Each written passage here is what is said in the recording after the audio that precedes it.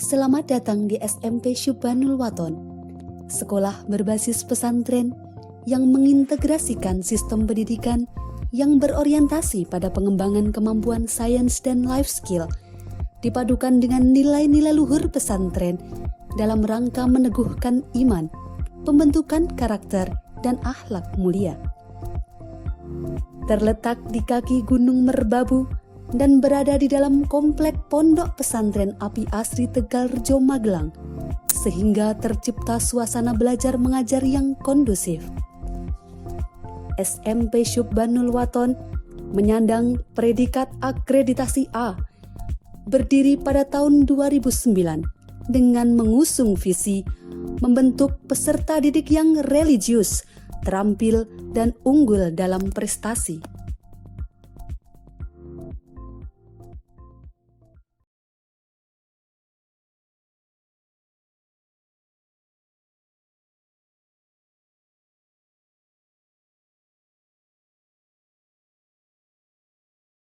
Assalamualaikum warahmatullahi wabarakatuh. Hai anak-anakku semua, apa kabar? Semoga kalian tetap dalam keadaan sehat walafiat. Tetap semangat ya untuk mengikuti kegiatan pembelajaran pada hari ini. Nah, kegiatan pembelajaran pada hari ini yaitu kita akan mempelajari tentang statistika. Apa itu statistika? Mari kita mulai belajar bersama. Pengertian dari statistika adalah ilmu pengetahuan yang berhubungan dengan cara-cara pengumpulan data, pengolahan data, penyajian data, penganalisaan data, serta penyimpulan data. Nah, itu pengertian dari statistika. Kemudian beberapa istilah dalam statistika itu ada namanya data, kemudian populasi, kemudian sampel. Data itu merupakan suatu informasi yang diperoleh dari pengamatan atau penelitian. Nah, data itu bisa berupa data kuantitatif dan juga data kualitatif. Sedangkan pengertian populasi adalah kumpulan dari seluruh objek yang mempunyai sifat atau karakteristik yang sama, yang menjadi objek atau sasaran pengamatan. Sedangkan istilah sampel itu dapat diartikan sebagai bagian dari populasi yang diambil sebagai objek pengamatan langsung dan dapat dijadikan dasar dalam penarikan kesimpulan. Nah, itu beberapa istilah dalam statistika. Nah, dalam kehidupan kita sehari-hari juga banyak sekali penerapan-penerapan dari ilmu statistika. Misalkan contoh yang sederhana, kalian sebagai siswa diminta oleh bapak atau ibu guru untuk mendata jumlah siswa laki-laki dalam suatu kelas atau jumlah siswa perempuan dalam suatu kelas. Nah, itu secara tidak langsung kalian sudah menerapkan ilmu namanya statistika, yaitu pada bagian mana? Pada bagian pengumpulan data. Nah, sedangkan untuk pengolahan data, penyajian data akan kita pelajari lebih lanjut. Nah, berikut adalah tentang penyajian data. Penyajian data itu dapat kita sajikan dalam bentuk tabel, kemudian diagram batang, diagram garis, dan diagram lingkaran. Masing-masing bentuk penyajian data akan kita pelajari satu persatu. Yang pertama yaitu penyajian data dalam bentuk tabel. Di sini dicontohkan data-data nilai ulangan matematika dari siswa kelas 7 suatu SMP, misalkan SMP Syubhanul Waton.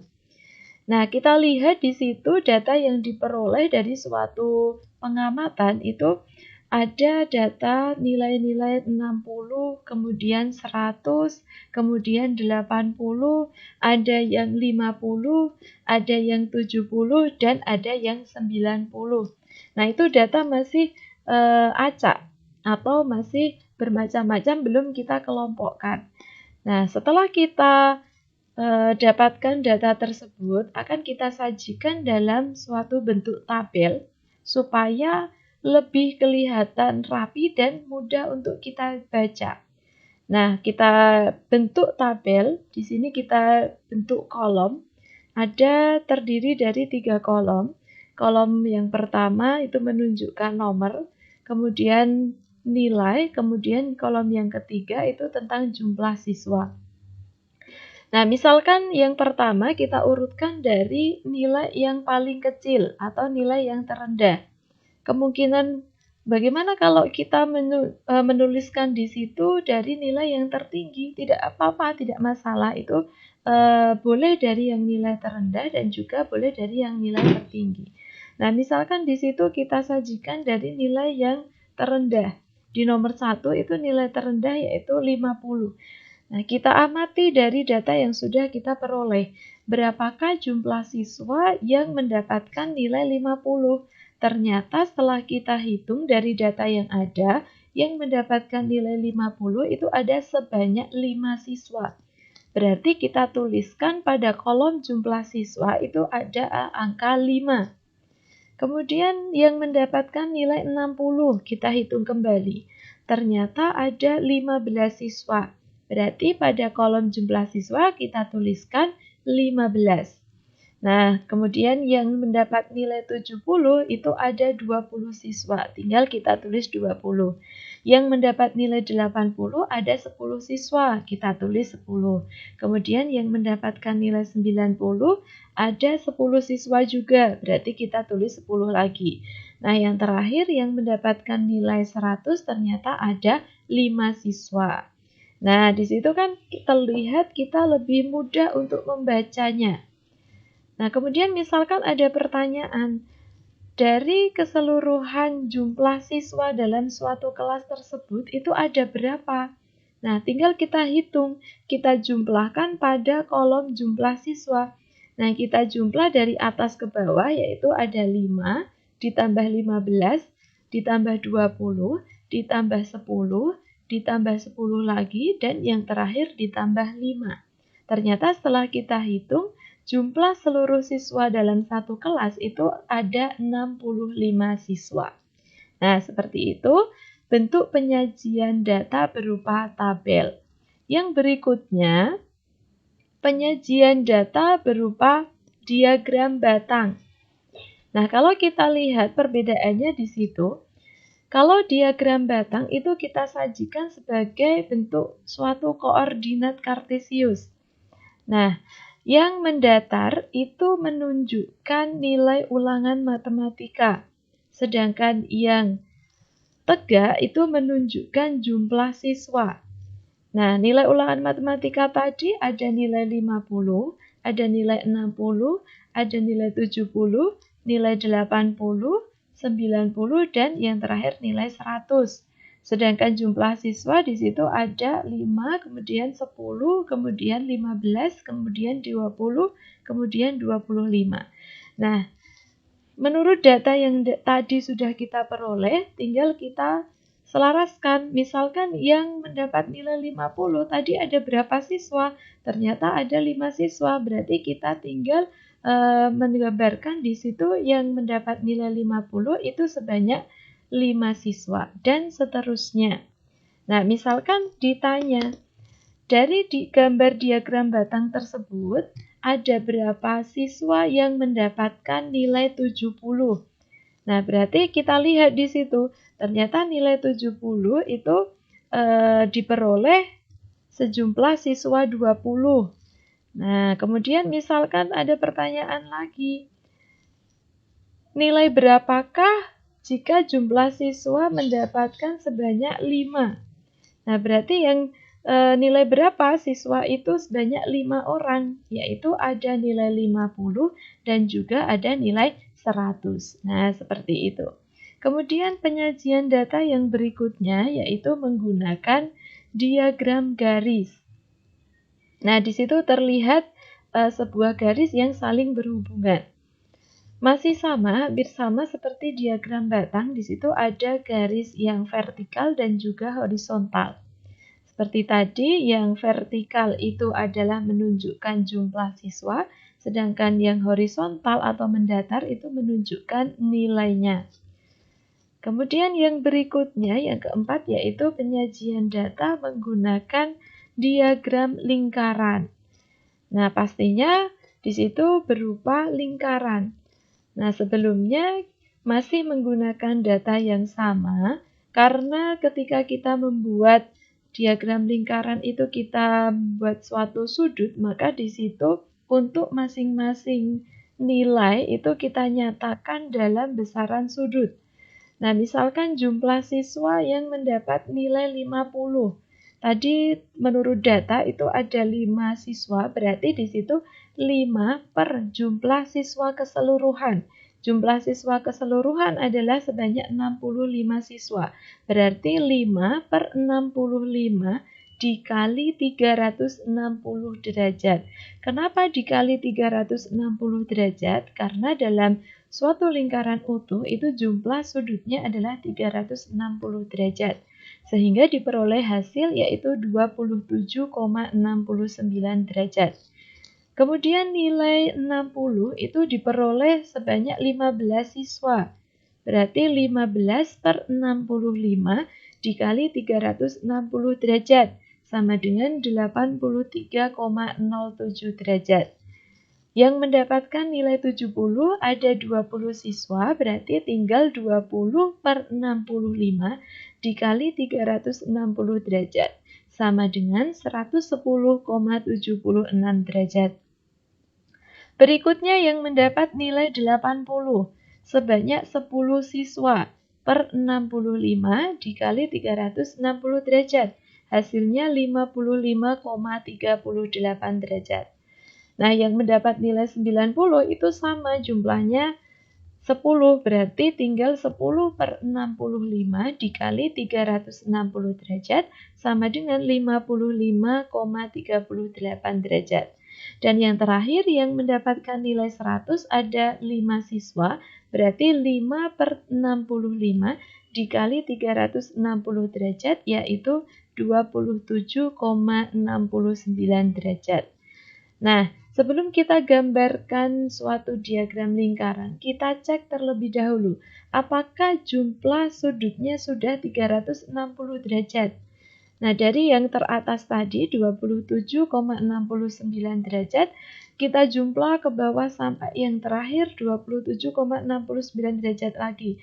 Kita jumlahkan ternyata sudah pas 360 derajat, sehingga bisa kita sajikan dalam suatu diagram lingkaran. Kita buat di situ lihat angka Romawi 1, kemudian 2, kemudian 3, kemudian 4, kemudian 5, dan Romawi 6. Nah, itu menunjukkan nilai-nilai yang sudah kita nyatakan dalam bentuk derajat. Misalkan Romawi 1 itu berarti menunjukkan jumlah siswa yang mendapatkan nilai 50. Harusnya di situ sudah tepat menggambarnya yaitu sebesar 27,69 derajat. Dan seterusnya. Nah, itu penyajian data dalam bentuk diagram lingkaran. Kemudian berikutnya kita akan berlatih soal. Nah, di situ kita lihat bersama ada sebuah gambar diagram yang menunjukkan bidang studi yang disukai oleh 72 siswa. Nah, ada bidang studi IPA, kemudian IPS, kemudian bahasa Inggris dan matematika. Di situ sudah tertuliskan juga bahwa yang menyukai IPA itu sebanyak 30 derajat kalau dinyatakan dalam derajat, kemudian IPS 120 derajat, bahasa Inggris 60 derajat, dan yang matematika sisanya itu belum diketahui.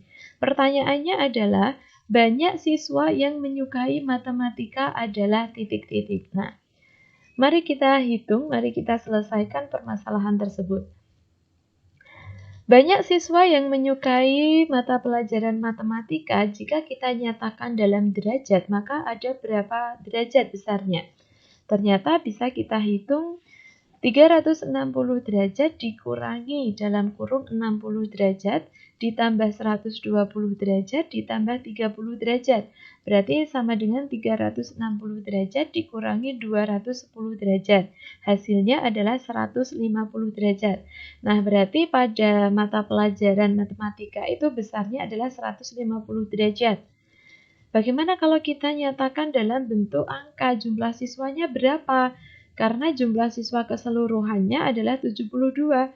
Maka dapat kita hitung yang menyukai matematika adalah 150 derajat per 360 derajat jumlah seluruh sudut dikali 72. Ternyata diperoleh siswa yang menyukai mata pelajaran matematika sebanyak 30 siswa. Nah, contoh soal yang kedua.